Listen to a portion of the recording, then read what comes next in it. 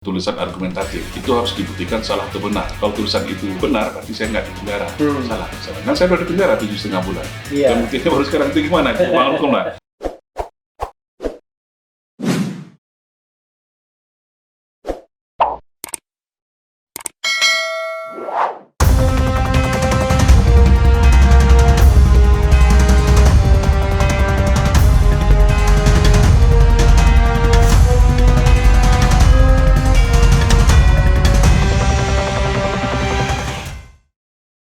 Kalau boleh tahu nih Bro Anton, kasusnya itu seperti apa persisnya yang dipermasalahkan? Ini kan masyarakat belum tentu tahu kan?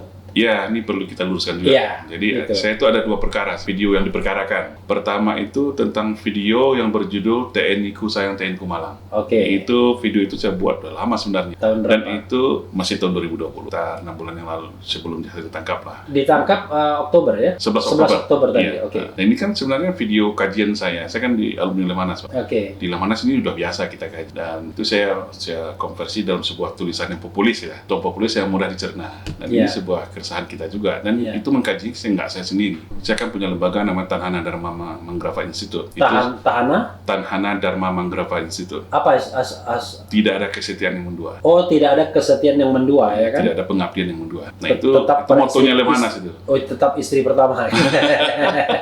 NKRI harga mati itu merah putih. Istri pertama Lemhanas, yang kedua boleh apa aja. Gitu. Nah, itu kajian kita biasa saya bikin karena ya itu secara struktural, secara normatif ini kajian ini sudah sering disampaikan, tapi kita lihat tidak ada perubahan-perubahan. Nah, coba saya visualisasikan. Nah, ini kan pendapat kita yang kritisi di situ adalah kebijakan politik. Kita tidak ada menyinggung di situ nama institusi, tapi kebijakan politik yang sehingga terjadi rivalitas dan diskriminasi lah terhadap dua institusi. Dan ini kan sebenarnya banyak kajian-kajian terdahulunya. Gara-gara itu saya ditangkap, tapi diberitakan gara-gara Omnibus Law. Tanggal 11 Oktober saya ditangkap, tiba-tiba dalam pengembangan kasus dia ambil dari handphone saya itu masuklah perkara yang kedua tentang surat dukungan mogok kami terhadap menolak RUU Omnibus Law. Nah, yang anehnya video itu saya hanya suara saja nih Bang Ref. Saya hanya suara membacakan surat resmi yang mana 2 hari sebelumnya kalau nggak salah itu sudah viral di seluruh media, di Kompas, Tempo, semuanya memviralkan surat resmi dari kami Koalisi Aksi Menyelamatkan Indonesia. Dari Presidium ya? Dari Presidium ditandatangan oleh Presidium itu ada Pak Gatot, Pak Din dan Pak Rahmat Wahab. Nah, saya hanya membacakan suaranya doang. Nah, suaranya doang tiba-tiba itu dijadikan perkara yang kedua. Di 2 perkara di dalam jaksa dijadikan satu bundel. Satu bundel. Tapi 2 kasus. 2 kasus ya. Maka setiap sidang perkara 1, perkara 2 gitu selalu. Jadi perkara pertama itu dikenakan pasal apa? Sama dua-duanya, pasal 14, pasal 15, ayat 1 ayat 2 tentang menyebarkan berita bohong. Undang-Undang 1 1946 dikenakan kepada Bro Anton, kepada Jumhur, semuanya kepada Saganda, sama Pak Ruslan Buton, sama ya kan? Pada Pak Ruslan Buton ya. Nah, 14, 15, sehingga 45, 28 ayat 2. Jadi dakwaan primernya 14 ayat 1. Iya, betul. 14 ayat 2 dan 15 ayat 15. Kalau 15 nggak ada ayatnya kalau salah. Iya, itu tentang ini berita tidak lengkap ya kalau nggak salah. Iya, satu tentang berita bohong sumber sendiri, kedua berita bohong sumber dari orang lain ya, tiga berita yang tidak lengkap. Yang patut diduga bukan itu kita. Satu itu dengan ancaman hukuman 10 tahun, yang kedua 3 tahun, yang ketiga 6 tahun. 2 tahun. 3 tahun dan 2 tahun ya betul. Ya, 3 tahun dan 2 tahun. Kenapa saya hafal? Karena saya juga mengkaji terus yang begitu. Ya pakar hukum ya. Tapi karena saya jadi ahlinya Habib Rizik juga kan. Tapi coba kita lihat persisnya ya, jangan sampai kemudian kita keliru ya. Jadi itu yang dipermasalahkan. Nah, kan kita tahu, kita buka ya pasalnya. Kan dalam pasal itu kan ada 2 hal. Satu mengenai menyiarkan pemberitaan atau berita bohong ya, pemberitahuan atau berita bohong yang menimbulkan keonaran. Yang berikutnya yang dapat menimbulkan keonaran. Jadi satunya memang aktual, yang ayat 2-nya potensial, yang pasal 15 juga potensial. Alasan dari jaksa terhadap pemenuhan unsur itu apa? Misalnya dalam kasus pertama dulu yang TNI Ku Sayang TNI Ku Malang, berita bohongnya di mana? Hoaxnya di mana? Yang jelas kita karena baru masuk tadi saksi ahli ini, Bang. Bagi kita kan sederhana aja. Saya ini alumni Lemhanas. Kita juga ada kuliah sampai doktoral. Kita tahu sebelum nulis itu pasti harus referensi. Bung Anton dari mana doktornya? Saya IPDN soalnya. Oh iya ya, IPDN tahun 2021 ini soalnya. 2021. Oh, sudah belum selesai, hampir finishing selesai. sedikit lagi. Oh, finishing. Okay. Karena terkendala kemarin ya. Oke. Ya, soal unsur hoax-nya di mana? Ya, kalau berita bohong kan sederhana aja. Yang benarnya yang mana?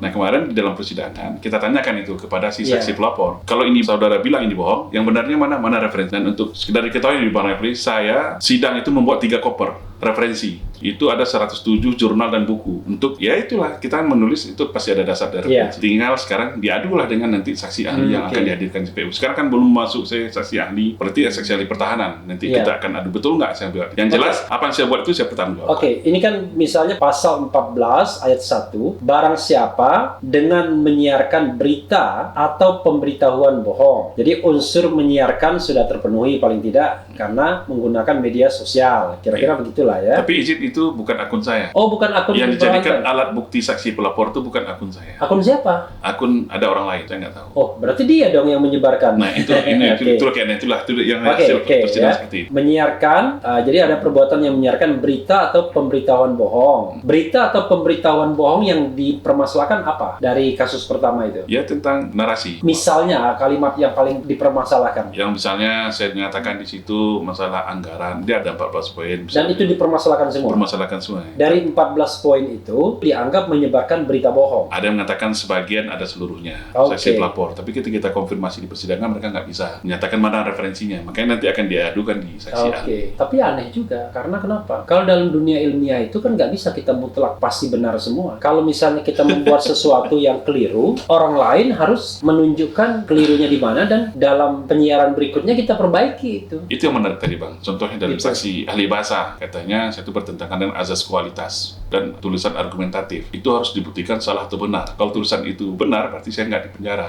Salah. Kan saya udah di penjara 7,5 bulan. Dan buktinya baru sekarang itu gimana? Lah. Kita tetap jalani Bang. Yang jelas kita jalani.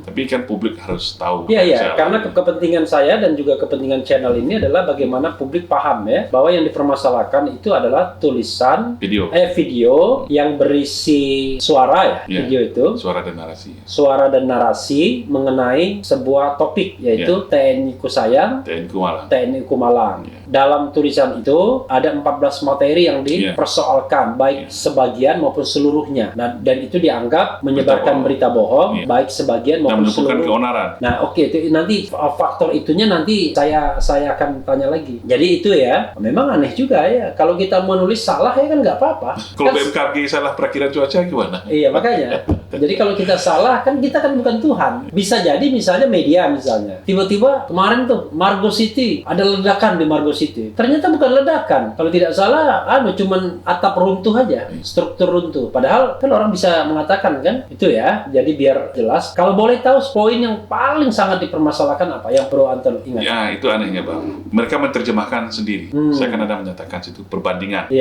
jumlah TNI dan Polri itu 1:3. Oke. Sedangkan kita berbicara di situ adalah fungsi teritorial. Dia nggak memecah secara utuh. Saya kan, Bang, saya masuk Lemanas itu karena saya dari Ketua FKPPI. Saya ini kan keluarga besar TNI dan juga sering diminta tulisan-tulisan dan kajian saya oleh kawan-kawan di TNI. Jadi memang ini bidangnya saya. Nah, 1:3 yang saya masukkan itu adalah dalam fungsi teritorial. Di TNI itu fungsi teritorial itu dipegang oleh Satkowilhan, Satuan Komando Wilayah Pertahanan. Nah, 1:3 yang saya masukkan di situ adalah TNI Angkatan Darat dengan polisi, karena yang memang Satkowilhan di TNI itu fungsi teritorial itu adalah di Angkatan Darat. Ya, tapi mereka terjemahan seolah saya itu mengada-ngada kok polisi 3 kali lipat dari TNI. Saya nggak ada bilang jumlah, kecuali saya bilang polisi jumlahnya 1,5 juta, TNI 500.000. Itu baru saya itu salah kan itu. Ya kalaupun salah kan nggak apa-apa juga. Artinya salah data kan di challenge. Yang sayangnya yang didatangkan di persidangan adalah saksi ahli dari polisi yang dari TNI-nya nggak hadir. Terus yang kedua, TNI itu paling sipil. Jadi itu kan hiperbola Bang. TNI paling sipil itu kan sipil itu kan secara kita tahu kan ada militer ada sipil. Sipil itu kan rakyat. Jargon TNI kita apa? Tentara rakyat. Saya punya data itu sebenarnya ucapan dosen saya di Lemanas. Kita ini tentara paling sipil di Indonesia, di dunia. Alasannya gini, itu ada ucapannya, ada dasarnya. Pertama, boleh dilihat jargon-jargon tentara di dunia ini yang menggunakan kata rakyat mana. Saya punya 84 di data itu saya itu ada. Yang dari rakyat untuk rakyat. Itu kan TNI, manuver rakyat. Tidak ada, hanya Vietnam satu yang menggunakan kata rakyat. Boleh dicek. Yang kedua, TNI kita nggak ada diperbolehkan bawa senjata, ya kan? Jadi itu dibilang TNI paling sipil. Sebenarnya kan bagus, TNI yang paling merakyat. Tapi mereka pelintir seolah saya merendahkan TNI. Jadi mereka terjemahkan sendiri seperti itu. Lain yang saya maksud. TNI. Ya nggak mungkin lah saya keluarga besar TNI menggunakan TNI. Nah, terus sebenarnya banyak Bang, itu yang mereka sorot dua itu. Yang 12 lagi mereka nggak terlalu berani. Karena itu akurat. Pertama, polisi memang di bawah presiden ya. TNI wakil Kementerian Pertahanan. Yang kedua, anggaran polisi kan memang lebih besar daripada TNI. Banyak itu. Dua itu yang mereka sorot. Intinya, tulisan itu adalah membandingkan antara kondisi TNI dan kondisi Polri ya. Jadi ini intinya itu Bang, izin saya kan membahas bagaimana menurut kajian kita perluasan kewenangan polisi saat ini sudah terlalu luas. Sehingga mengambil berapa peran penting TNI. Good.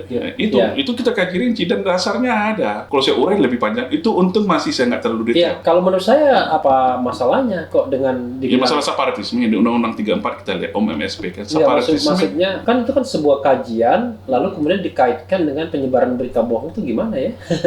Ya, itulah walau.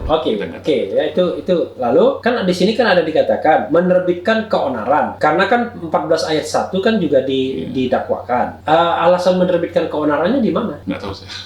Nggak, paling tidak dalam surat dakwaan. Ya, yang jelas kemarin mereka menganggap pro kontra. Ternyata pro kontra di SKB yang terbaru pun tidak termasuk ya. Saya masih ingat di dalam saksi pelapor misalkan pro kontra ada di keonaran di virtual kata dia, istilah dia. Saya masih ingat tuh keonaran virtual. Saya nggak tahu ada nggak secara bahasa hukum keonaran virtual itu. Nah, ditanya mana ada di dalam perdebatan di dalam akun YouTube yang menyebarkan. Kita lihat ada 20 lembar di situ, ternyata semuanya pro, tidak ada yang kontra. Terus gimana kan? Itu ada rekaman videonya. Ya kalau pro dan kontra pun masa kemudian tiba-tiba kena 10 tahun yang beginian, Allahu Akbar.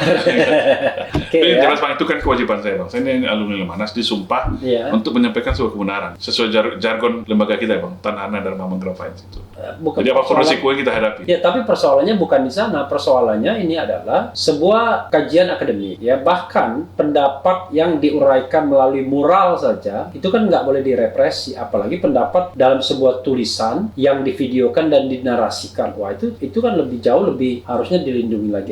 Ya, itu kasus yang pertama. Kalau 14 ayat 2 ayat 5 itu biasalah main rangkap ya, bukan harimau. Kalau nggak bisa pertama, yang kedua, nggak bisa yang ketiga. Yang kedua itu apa yang dipermasalahkan? Kasus kedua itu tentang video saya menyuarakan surat dukungan kami Mogok Nasional menolak RUU Omnibus Law. Itu mendukung ya, bukan menyuruhkan, mendukung Mogok Nasional. Dan Mogok Nasional itu diserukan oleh kami, lembaga kami. Bukan, serikat kan kami kan Koalisi Aksi Menyelamatkan Indonesia kan hanya mendukung Mogok Nasional. Sementara yang menyerukan Mogok Nasional itu kan organisasi buruhnya, atau bagaimana? Nah, jadi gini Bang, secara gini, Mogok itu kan konstitusional Bang, yang nomor 13 semua saya ingat. Tujuannya supaya nggak ada yang mau, karena prokes. Mogok itu kan cukup. Saya baca seperti itu. Nah, saya kan hanya membacakan aja. Isinya kan itu dari presidium kami, Bang, yang menyiapkan Koalisi Aksi Menyelamatkan Indonesia. Yang lucunya saya hanya suara doang, yang menyebarkan juga tidak saya. Di alat bukti, Bang ya. Bisa juga ditersangkakan di situ. Faktanya seperti itu kejadiannya. Jadi intinya adalah itu surat dari kami ya, Koalisi Aksi Menyelamatkan Indonesia yang ditandatangani oleh Presidium oleh Gatot Nurmantio, oleh Rahmat Wahab dan Din Samsudin. Lalu divideokan oleh Bung Anton. Setelah divideokan, Bung Anton menarasikannya dengan suara. Jadi, materi itulah yang kemudian dianggap disebarkan. Menyebarluaskan berita bohong. Melalui ada sosial media, YouTube. Sosial media punya siapa? Bukan punya saya. Punya akun orang lain lagi yang menjadi alat bukti. Makanya, jadi akun orang lain ini kan yang menyebarkannya. Karena kita bicara tentang yang menyebarkannya, bukan yang memproduksi ya. Gitu. Kasus ya gimana? Habib Rizik saja yang lebih gawat lagi, cuma mengemukakan kondisi kesehatannya saja dianggap menyebarkan berita bohong yang memunculkan keonaran. Jadi memang ya roda-roda nggak masuk akal. Itulah kondisi bangsa kita ini. Lah, tapi Bung Anton nggak merasa apa-apa mengungkapkan seperti ini di ruang publik. Soalnya nggak masalah, karena saya mempertanggungjawabkannya. Itu kan kajian saya sebagai seorang akademisi juga. Itu tanggung jawab moral saya, dan juga saya disumpah loh Bang, sebagai alumni Lemhanas itu tidak mudah untuk menjadi seorang peserta pendidik Lemhanas itu. Nah, itu penting saya sampaikan. Memang nggak gampang. Saya aja belum pernah menjadi peserta Lemhanas, tapi ngajar sering. Lebih tinggi lagi. Ya Bang tahu sendiri, memang kita dididik dan dicetak untuk menjadi kader pemimpin nasional. 7,5 bulan kita di situ dilatih kan. Dan itu kewajiban saya menyampaikan sebuah kebenaran. Yang asal ada dasarnya, ada referensinya.